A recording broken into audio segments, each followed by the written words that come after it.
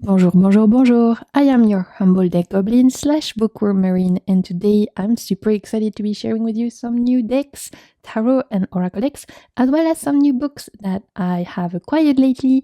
This is just going to be a fun haul video. I enjoy doing those every once in a while, and I've received 6 tarot and oracle decks, some Kickstarter, some decks that I had ordered a while ago that took a little bit of time to arrive. I also went to a second-hand bookshop recently and found some great ones that I'm excited to share for my fellow bookworms. So that's what we're going to be doing today. As per usual, I'm going to be putting timestamps in the description box so you can navigate between books and decks. I will make sure to put down there all the names of the decks and the books I'm mentioning today so that if you're ever unsure about what I'm talking about, it's going to be in the description box. Down there you will also find my social media links. I mostly hang out on Instagram and YouTube, as I have a second channel, The Waves of Your Soul Readings, which I invite you to go and subscribe to if you're not yet part of that, as this is where I post tarot guidance, monthly guidance, pick a pile readings. This is where I do tarot readings using all the decks I share on this channel. So if you haven't checked that out, I'll make sure to leave it in the description box. How's everybody doing? At the time of me filming, we are around the middle of June. It's been a lot going on in the world. There's a lot of shenanigans happening everywhere. It's a very chaotic year, I think. I don't know if you guys agree, but 2025 energetically feels very heavy, but it definitely feels like there's a lot of energy, and with now a lot of planets in Aries, I can feel as an Aries myself that inner fire rising collectively and on an individual basis. If you're all taking good care of yourselves, I hope you're all being kind to yourselves and that you are making sure to take time for your own well-being. For myself, my life has been very much focused on physical recovery, as between my regular chronic illness and the mosquito illness I caught back in March, it's been a very long recovery. I've lost a lot of mobility, so I'm back to having to pretty much learn to walk again. Every step is very painful, and I'm back to not walking very much. Every time I can walk another meter, it's a huge victory for me. So that's what I've been doing a lot, just focusing on trying to recover mobility and trying to recover my walking capacity, which has been extremely painful but also time consuming, which is why you guys have not seen much of my videos lately. So I wanted to do a little bit of a catch up before this video, as I know my whole video are viewed the most. So in case you were wondering where I've been, a lot of my time is focused on my physiotherapy and just trying to get back to having a more normal right, I guess, lifestyle, still obviously living with invisible disability. So it's been a challenging last few months, which has led me to being bedbound a lot, and this is also why I've had a lot of time for reading, and why you will see I wanted to share some new books with you guys, because there's not many hobbies I can do right now apart from reading. So I wanted to share with for my fellow bookworms, and of course we'll be talking about tarot and oracle decks as well, as this is always a passion here and something that I will never get tired of. So that was my little life catch up, and without further ado, let's get into books. I'll save the decks for last, so let's get into it.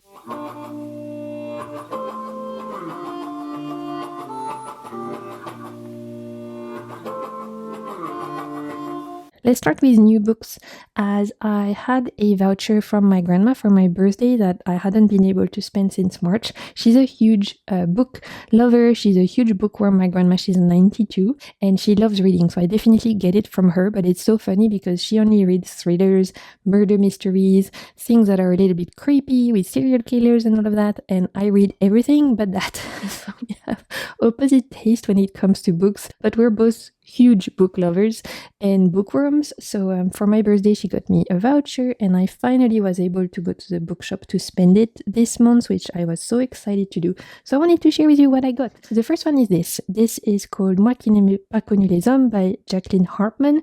You guys will know this as I Who Have Never Known Men. So there is an English translation, even though this is a book by a Belgian writer. So originally it was written in French, but then it got translated in English. I'll make sure to, again, to leave the name and everything in the description box. This is a very popular book, I think, even in English-speaking spaces. This is a dystopia, standalone, and as someone who loves dystopian stories, who loves very much to read about what could be right about our world, this was very highly recommended in lots of spaces. It's a book that is very hyped. I was super pumped to find it in my bookshop. It has been compared to like The Handmaid's Tale, for example, similar kind of vibe, so I was very curious. This is a story of women. One of them, the main character, is the youngest one, who are living underground. 40 of them are underground. None of them remember why they are underground. None of them remember why they are locked up down there. That's all they've ever known, and they don't really know what they're doing down there. They don't know what is going on outside. They just know that they've spent all their life here, and one day they get to escape or go out and finally explore the world and discover what is going on. I obviously haven't read it, but that just little tidbit sounded amazing. This is supposed to be really great, so I'm super excited to read this. And again, if you guys have read this, let me know in the comments if you enjoyed it, but this is definitely one that I'm gonna be getting into so soon because it sounds wonderful, and this cover is so beautiful, right? Next up at the bookshop, I was so happy to finally get my hands on a trilogy. I got the number 1, number 2, and I went and got the number 3, so I got the whole trilogy. The trilogy is called Absolu. This is written by a female French author, Margot Dessen. I don't know if it's been translated in English or not, but this is very popular in French spaces, so I would not be surprised if it gets translated at one point. Again, this is dystopia. Think Hunger Games, think Divergent, and I love that shit, as you guys know, so I'm very excited to get into this. It's French author, which is something I also love, so honestly, this was something that was on my wishlist for ages, and I was so happy to finally get the trilogy. From what I know, and again, I try to go into those books kind of knowing as little as possible. In this one, it is set up in a post-apocalyptic Poland, where every year young people are sent to the zone, which is a part of town where there is the thing, they call it the thing, or la chose, which is the worst thing that humans have created.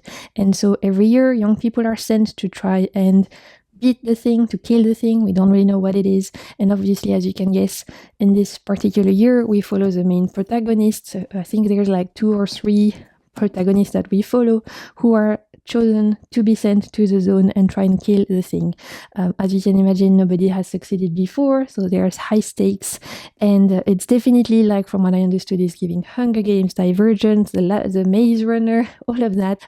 This is supposed to be amazing, and I can't wait. They're quite chunky.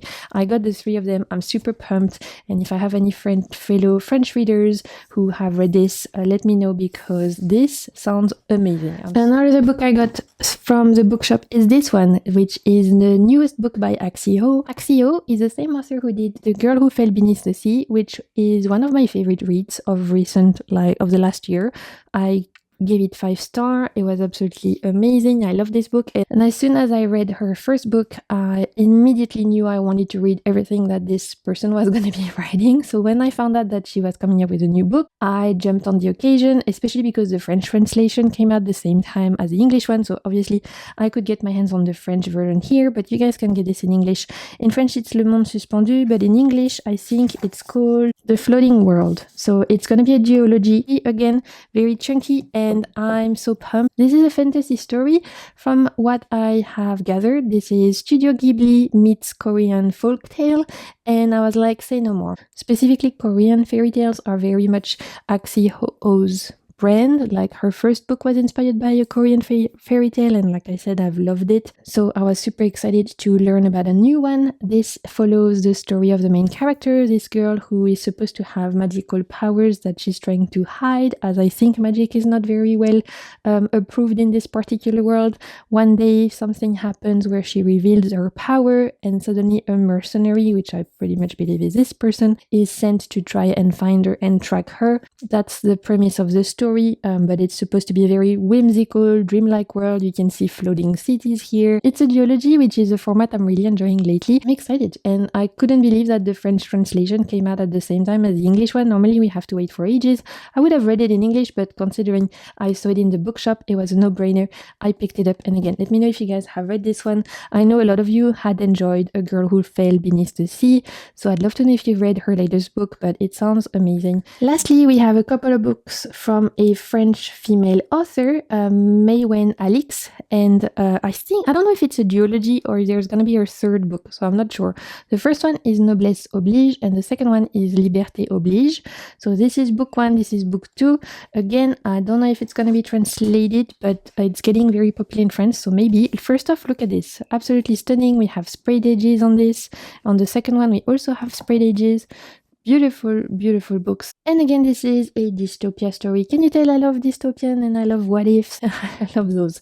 In this setup, in this world, the 1789 French Revolution didn't happen, so royalty still exists. Nobility still rules France, and the way that the nobility maintains its power over the population is through reality TV, through sharing their glimmering, glittering lifestyle. So this is kind of also a little bit of a criticism of reality TV and the star system and, all of that, but reimagined through the idea of Versailles and the idea of French kings and all of that. So I thought that was an interesting premise in this particular story. There's one of the reality TV that's very famous is called Noblesse Oblige, where some women are chosen to be introduced to nobles to make advantageous marriages. One of our main character, who you can see is depicted here, is one of the girls chosen to participate. However, her main desire to join is because she wants to see what is hiding behind the glitter and the glimmer of the nobility, as she is very much over the rule of the kings and wants to start a revolution. That's what this is about. I thought it was super interesting, the premise, thinking about what would happen to France if the French Revolution had never happened and the nobles were living nowadays with reality TV and all of that. That sounded super fun and interesting to me, so I'm super excited. And again, there's 2 books out. I don't know if there will be a third one or if it's a duology, but if you guys have read it, let me know. I'm excited to get into this one. Let's quickly go through some books I found at the secondhand bookstore. Most of them are French translation of English works, so you guys will be able to read them in English. And I found 5 books for 10 euros. So each book was 2 euros, which was an amazing deal. I found this really cute secondhand bookshop not too far from my physical therapy center. And I was like, okay, this is a sign from the universe to treat myself to some cool books after I'm working hard at the physio. So I'm super excited, especially because the prices were so good. Like I said, 10 euros for 5 books. It was a good deal. The first one is I found the Rupi Kaur's Milk and Honey poem collection. Obviously, you guys will be familiar with her, I'm sure. This is a French translation, but you can get this in English. It's a collection of poems. I like Rupi Kaur. I didn't have it in printed form, so I was excited to find this.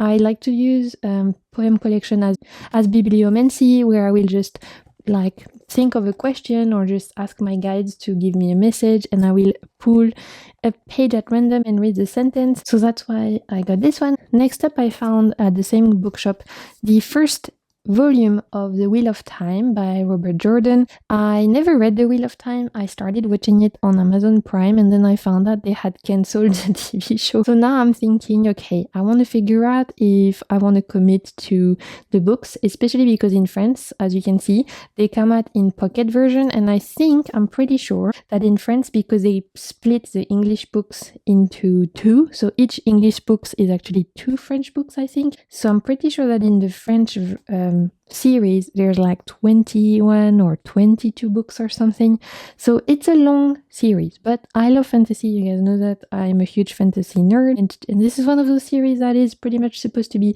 a classic. So many fantasy lovers are saying it's worth it now that Brandon Sanderson has written the last books, that it's really worth committing to get the whole story. And so because I found the very first one, I thought I would give it a chance. I'd love to know if anyone has read the Wheel of Time books, if you guys think it's worth it, if you would recommend it to me, as like I said, it's a lot of books, so if I commit, I'd have to order all of the future ones. But considering I'm a huge fantasy lover, it does sound like it could be super interesting. So let me know down below if you've read them, if you think it's worth it, if you think it's an enjoyable journey, as I'm very tempted to go on this adventure. Found this. Then next up, I also found Station 11 by Emily St. John Mandel. This is again the French translation into an English book. You guys can get this in English. I love this cover, first of all. It's so beautiful. This is sci-fi, standalone sci-fi in a post-apocalyptic world. We follow a group of people who are in a theater troupe, and they are trying to survive performing Shakespeare plays in a world that has been destroyed and where people are trying to survive. This is meant to be a story about survival, about hope, about poetry, and about the arts, and it's supposed to be a beautiful story, very moving.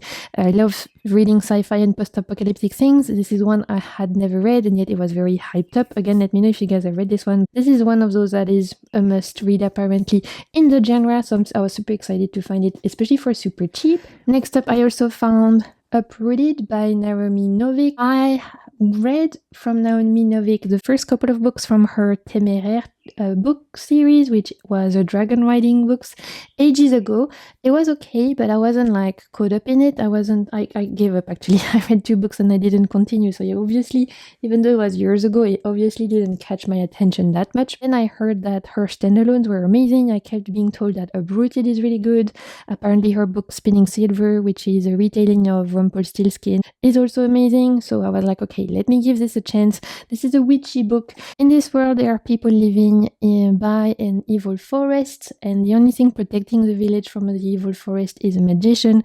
In exchange for his services of protection, every generation, the most beautiful woman has to be sacrificed and given to the magician as a tribute. So in this, we follow a young girl who, I don't know if she's going to be chosen or if she ends up being the tribute, but she's going to discover what the tea is about this story about tribute. It's supposed to be witchy. It's supposed to be a little like spooky, magical forest. This sounds perfect for October kind of time, Halloween kind of time, but for me it's autumn right now where I live, so that's perfect actually at this moment in time, and I'm very excited. I've heard great things about this one, and again, let me know if you guys have read Uprooted, and obviously my French readers can also read this as it was translated, and in French it's called Déraciné. And I'm also planning on reading Spinning Silver, as I love fairy tale retellings, and apparently telling of Rumpelstiltskin is really great. I'm excited to give Naomi Novik a second chance. And lastly, at this secondhand bookshop quickly, I got Le Roi des Fauves by Aurélie Wallenstein. She is a female French author. Can you guess? I love those,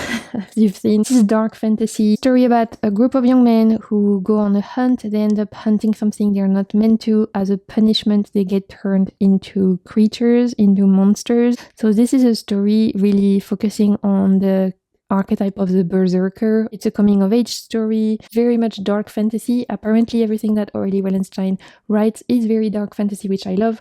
Think like Joe Abercrombie, John Gwynne, that kind of like vibe. That's what I was told. So I'm excited. I've never read any books from hers. She has quite a few French standalones, and I found one at the bookshop, so I was excited to get into it. I like it. I can see myself picking up all of her other books. They're all quite short, and yet apparently super impactful. So I'm very excited to get into this one.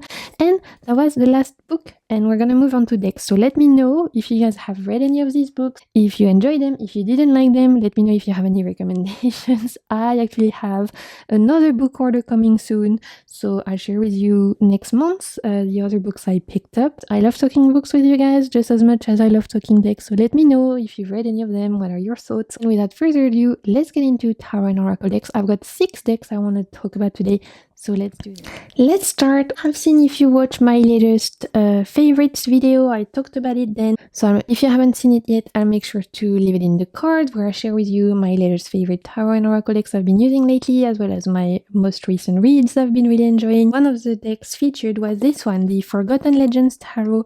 This is by Velga North, but it was produced by Modern Magic Press, who are the same people who did the Bird King Tarot, which I really enjoy. This, as the name suggests, is a folktale / fairy tale inspired deck, which you guys know is my jam. Just like I like reading folktales and fairy tale reinterpretations in books, I love using decks that are inspired by folklore and fairy tales.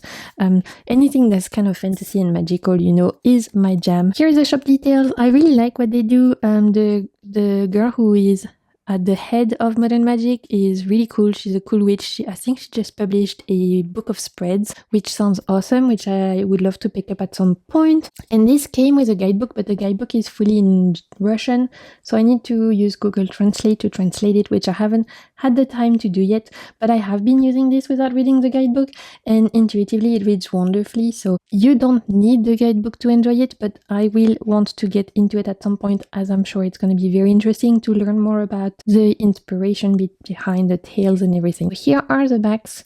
We have magical creatures. We don't have any sides, which I'm very happy about. I'm kind of over gilding right now. And on each of the cards, you can see we have golden inlays, very beautiful and matte cardstock. So production quality, 10 out of 10. I really enjoy it. I actually discovered this deck thanks to my lovely friend Isabel, who just started her YouTube channel, and one of her first video was the walkthrough of this particular deck, which I immediately fell in love with. So I'll make sure to leave her YouTube channel down below, go and send her some love, as it's always nice to see people starting their tarotube journey. That always makes me happy. And as you can see, this art style is very beautiful. It's giving like fantasy book, obviously, as it's inspired by legends and lore and fairy tales. We can recognize some of them, like here we have the Red Riding Hood. One of them is Beauty and the Beast, but then some of them I am not familiar with. However, it has not stopped me from really enjoying the deck, as intuitively, if you are familiar with the RWS at all, you will have no problem reading this whatsoever. And honestly, the reason why I got this is because one of the cards has a goblin in it, specifically the Nine of Cups. It's a female goblin living her best life, and I was like, that is me. I need this deck. Add to cart. So I bought this deck mostly for that one card at first, but I have actually been really loving this. I love the fact that it takes you into this magical world, the setup of knights and magical creatures. It's very much in tune with a lot of the books I love reading. You guys have seen some of my books, you know, I'm a huge fantasy lover, so this feels very familiar, even though it's another world. And on top of that, I think the art style is absolutely stunning. So it's been a joy to use lately when I want a deck that takes me to another world, when I want something that helps me escape, when I want something very whimsical and magical and that helps me to not be in this world right now. As let's be real, with everything going on right now in the world, sometimes you just want to escape, right? Sometimes you want a deck that will help you be somewhere else for a bit, even if it's just for a time of you doing your reading. It's still nice to be able to be taken somewhere else, to use your imagination to transport. Those kind of decks I assimilate to portals. They have the ability to transport you to somewhere else, and it feels like a little bit of escapism, which is nice, especially right now, like I said, with everything going on. So I've been really enjoying this one. It's really beautiful to say that apparently this is going out of print. I don't know if at the time of me sharing this there will still be copies, but if there are, I would encourage you to get it sooner rather than later, as apparently this will be going out of print very soon. Here is a card that got me wanting the deck. We have the female goblin living her best life with the Nine of Cups. I live, okay? This is me. I feel seen. She's my queen, and as a deck goblin myself, this is everything. I live for this card. So cute. So that's the Forgotten Legends Tarot. Super cute, fantasy, whimsical, magical. I love all the magical creatures. I'm excited to take my time and actually translate the guidebook at some point. It's also giving a little bit the Hobbit vibes. It's a little bit Tolkien-ish, if I can say that. There's dragons, there's elves and all of that, you know. It's giving me a little bit Hobbit vibes, which I'm so here for. Obviously, I love Tolkien, and I'm so grateful for my friends for sharing this on her new channel. And again, I'll make sure to leave her channel down below so you guys can go send some love. That's the first deck I wanted to share with you guys. Next up, we have a Kickstarter reward, which took a really long time. I think I'm definitely the last person to get my Kickstarter package. Better late than never. It's obviously because I live on a little island in the middle of nowhere, so everything always takes ages for me to receive my deck. And because I wasn't really in a state to actually use any decks in April and May because I was so sick, it actually arrived in perfect timing. So you know what? everything in divine timing. I believe that. Originally, the Kickstarter I backed was for this deck, the True Sight Oracle by Eric Mai, but because I am extra and I have zero limit, we know that, at the same time I got the Endless Oracle, which actually comes with a guidebook. I got the Ink Witch Tarot deck 2nd edition from the same creator, and to go with the True Sight I also got the dice set. So I went ham. I decided to get at the same time as this the other decks from the same creator that I wanted, and I'm so pumped. Let's start with the tarot deck, which is actually the one I've been using and getting to know the most. I'm sure a lot of you will be familiar with Eric Mai.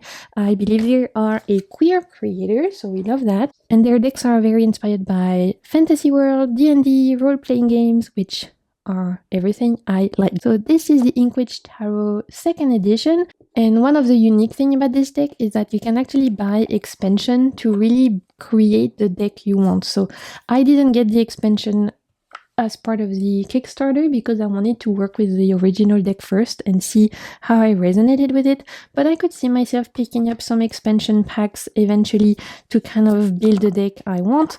In the 2nd edition though, you do get extra cards, so you get the Witch, 2 cards for the Witch, which I guess you could use instead of the High Priestess, and you get extra lovers, so you get a gay, lesbian, you get same for the devil, gay lesbian. You also have one with cats, and then you have a couple of options of the devil and the lovers with animals if you don't want humans in your devil and your lovers. I actually picked, so far right now I have one with the animals because I thought it was really beautiful. So I like the fact that we have choices already for the devil and the lovers, but I'm pretty sure in the expansion pack you can get even more, so you can really build the deck you want. Like I said, I wanted to first use the OG version and get a feel for it, and so far I'm really enjoying it. So here are the backs, beautiful. Eric's art style is very recognizable, often using limited color palette and a very beautiful like hand-drawn style, which I feel is very cozy. I don't know why these decks to me feel very cozy. For me it feels like cozy fantasy, you know, like Legends and Latte kind of vibe. So that's what I associate the energy and the egregore of this deck, specifically the tarot deck, which is what I've been using the most lately. Again, we are inspired by knights, magical creatures, fantasy world. Can you feel a theme? There's definitely a theme in this whole I've shared with you the kind of books I like to read in this video. Now you see it also translate in my taste of tarot and oracle decks. I love the art style. I love the fact that whilst some of the cards are fantasy inspired, we still have reference to day-to-day, so it feels like it's walking a bit of a line stride between real world and imaginary world, and I like that because it means that you can use this deck for people who like fantasy, and you can use this deck for people who want something a little bit more day-to-day. So I like this mix actually. I think it's really cool, and I have found that this reads like a dream. I've been using it in the last couple of weeks. It's very easy reader, follows the RWS, obviously with its own interpretation, but if you're familiar with that system, you won't have any issues reading with this. Very stunning art style. Like I said, I find it really cozy and peaceful and soothing. I don't know why the egregore of this deck feels very soothing, very peaceful. This deck doesn't shout, it whispers, right? It feels like, also if I had to give this deck an archetype, I think it would be a bard, like it would be singing a song. It's not a warrior, or it's not a, you know, it's not anything like that. It's a bard, I think. And this is a very popular deck in the tarotube community, right? I think this is very popular for good reason. There's a lot of kitties in Eric's decks, which I've noticed. So my cat lovers out there will probably enjoy their work. So that's the tarot deck. I've been really enjoying it. It's very easy reader, like I said, very soothing, cozy voice.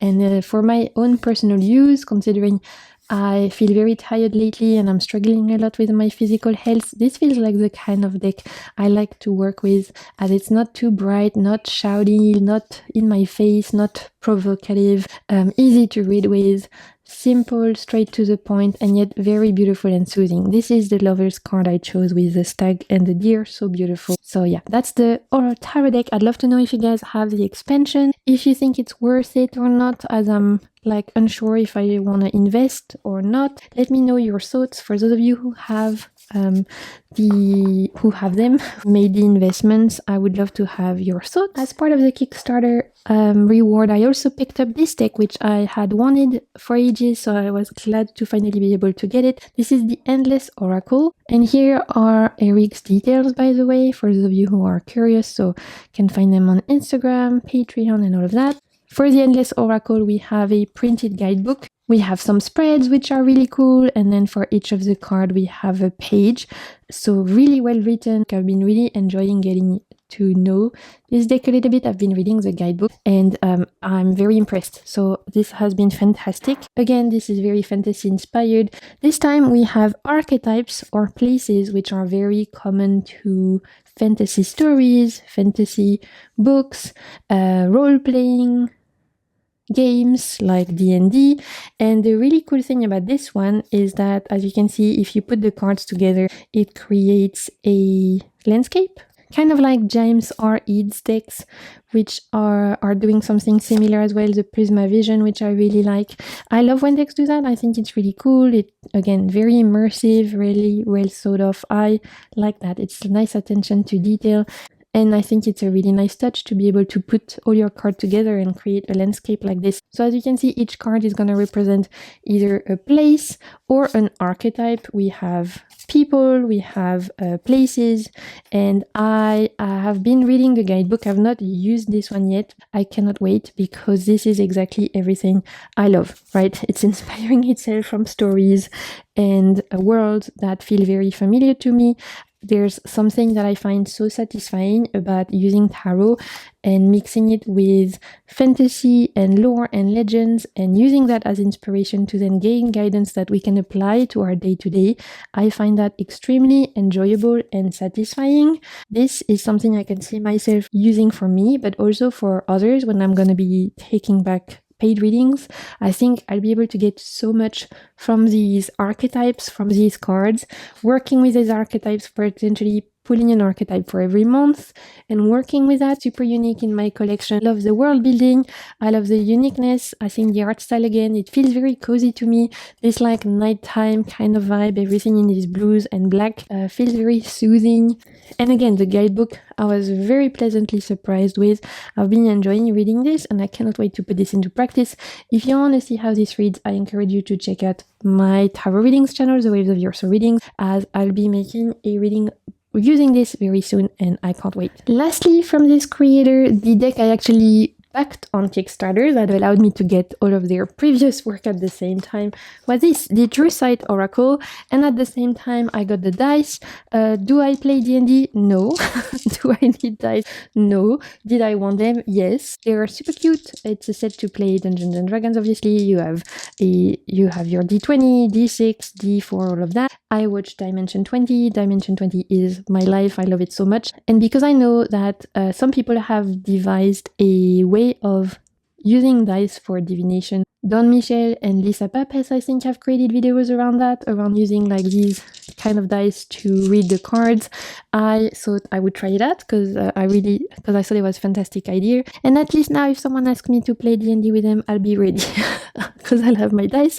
I'm excited and I'm excited to use them for divination purposes. They're very beautiful. They were created specifically for this deck. As you can see, they are like resin with black smoke in them, really beautiful. And the reason why we could get dice with this deck is because this is deck inspired by D&D. Again, do I play D&D? No. But do I consume it? Hell yeah. I love watching Critical Role. I love watching Dimension 20. So when I saw that this creator was making this deck, it was a no-brainer. Again, there's something very satisfying to me about mixing my hobbies like fantasy, for example, with divination, fortune telling, and tarot reading. It comes with a little guidebook, really well written. We have keywords and we have how to read this as an oracle, but also how to use this in-game, like if you wanted to use this literally to play D&D, so you can do both. This is meant to be used as an oracle, but also as a role-playing tool,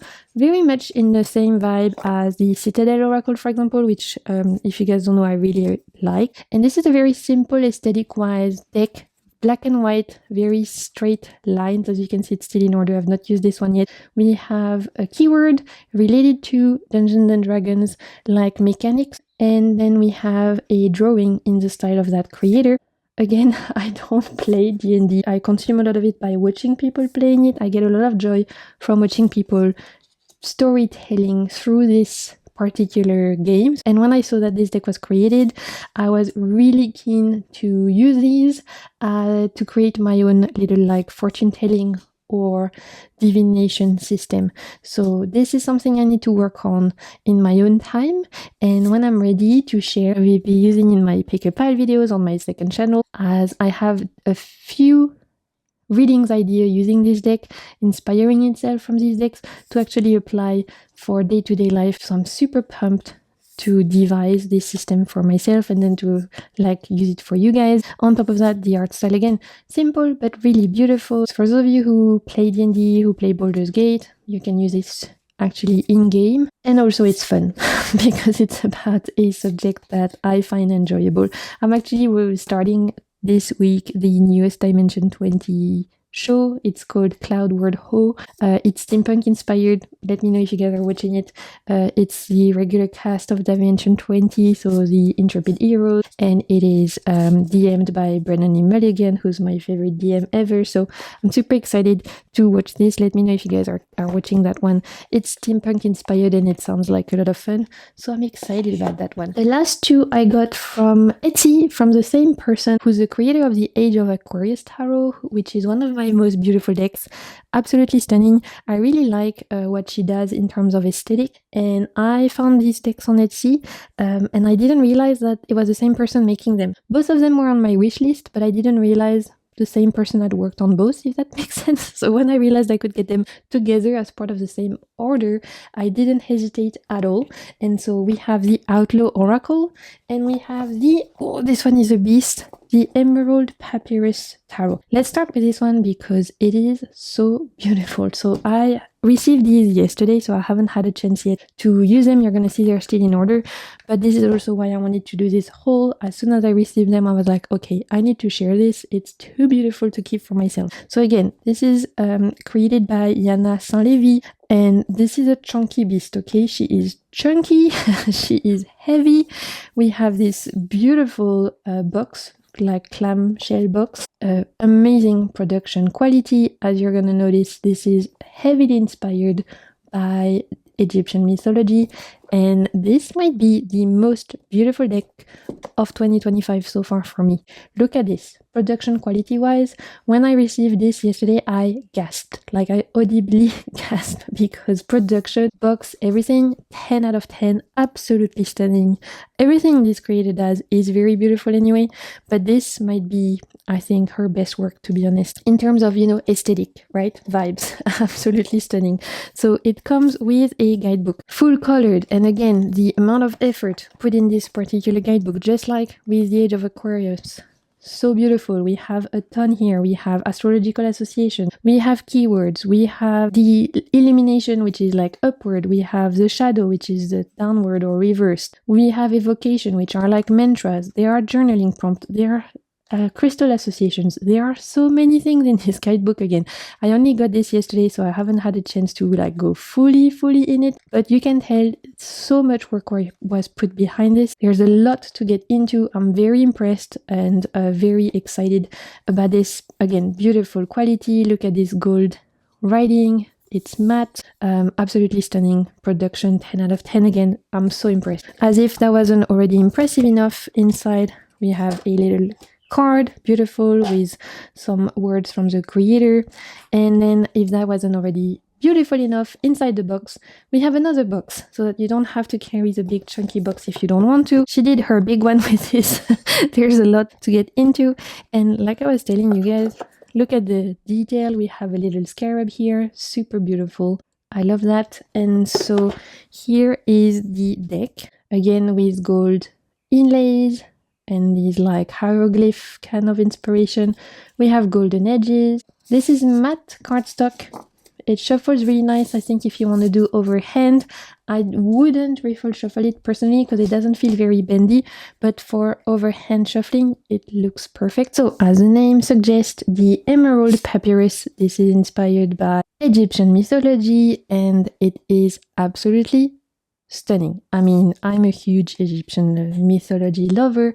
I have quite the collection of Egyptian-inspired decks, and I can't get enough. Like, do I need another Egyptian deck? Not really.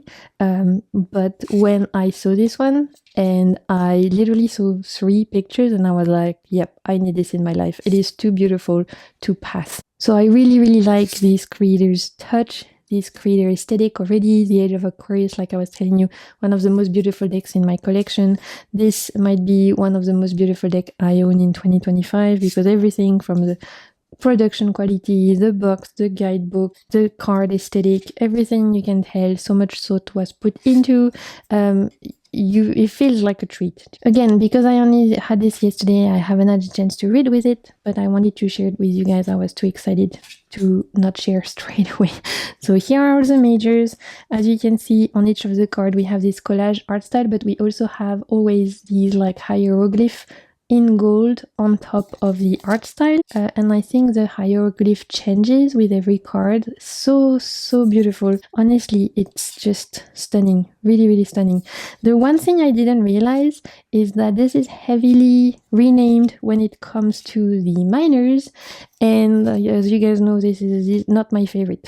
You guys know I struggle with renamings. It can really get quickly over my head, so I hadn't really paid attention much to that, and I hadn't really realized because the cards I had seen were not renamed, so I didn't pay enough attention. My own fault. That being said, the renamings are not too bad. So we have wings, and wings are linked to sword. That makes sense to me because wings are linked to air, swords are linked to air in my personal association with tarot, and obviously you can see in some of the cards we have swords, so that's fine by me.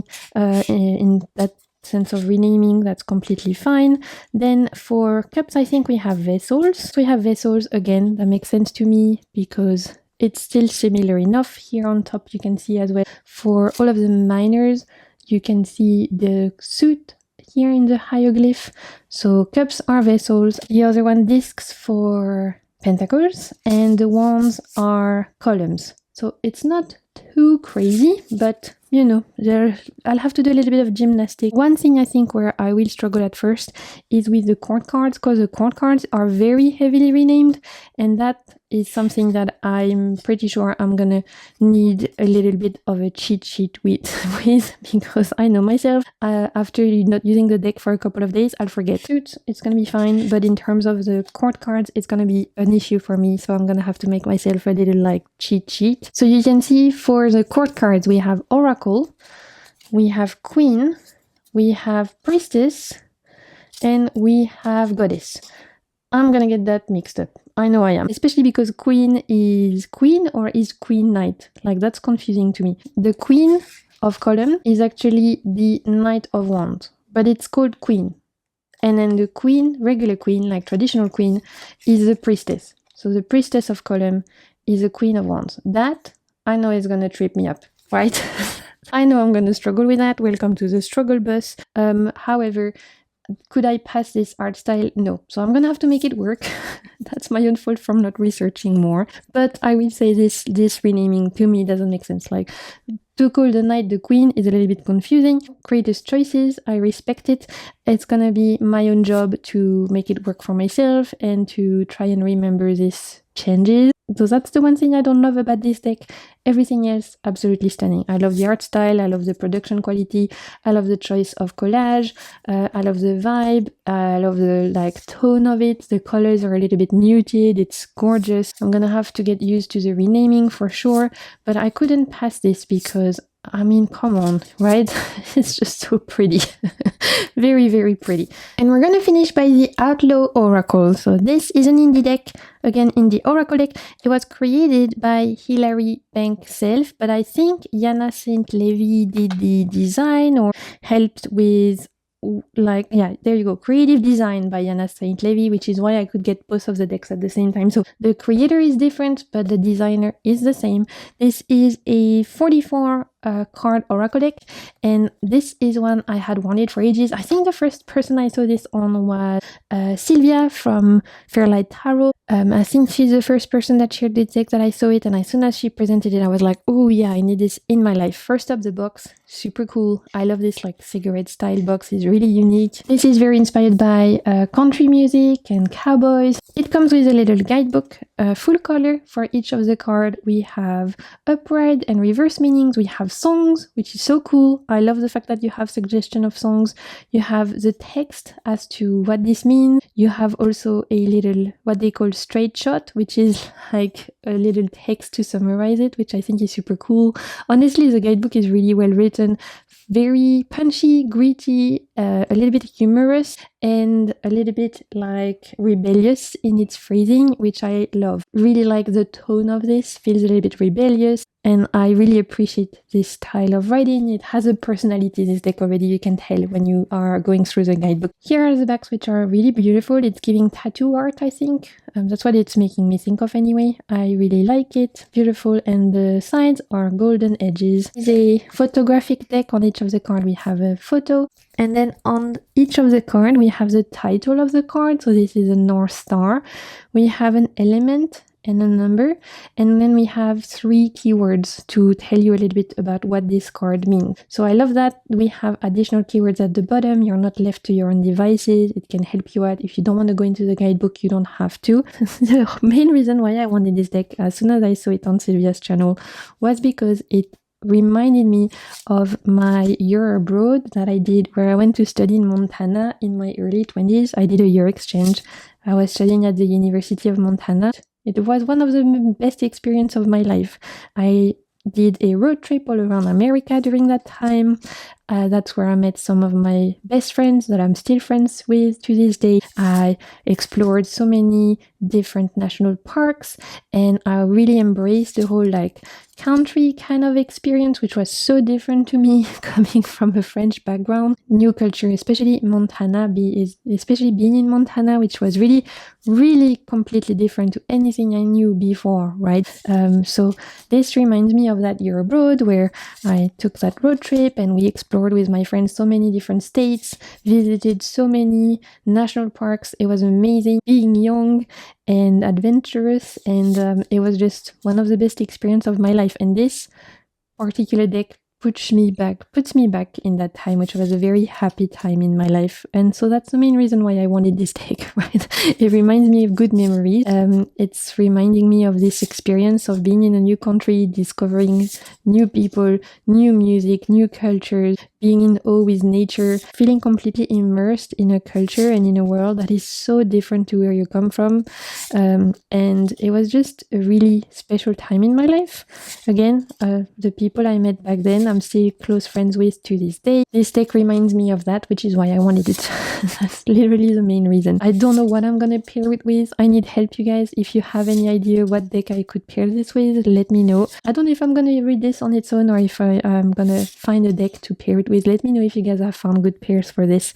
I'd be curious. But I'm excited because this just, it makes me happy. The vibe of it, the energy it gives me, and the memories it reminds me of. It reminds me of a good time in my life. And we're gonna finish here for today. I'm starting to flare up, so I'm gonna have to lie down now. I hope you enjoyed seeing my new books and new decks. Let me know if you have any of them, if you have been enjoying them, how you read with them. If you have any suggestion, recommendation, if you like them, if you didn't like them, just let me know in the comments. Let's have a good chat. I love to have a kiki with you guys down there.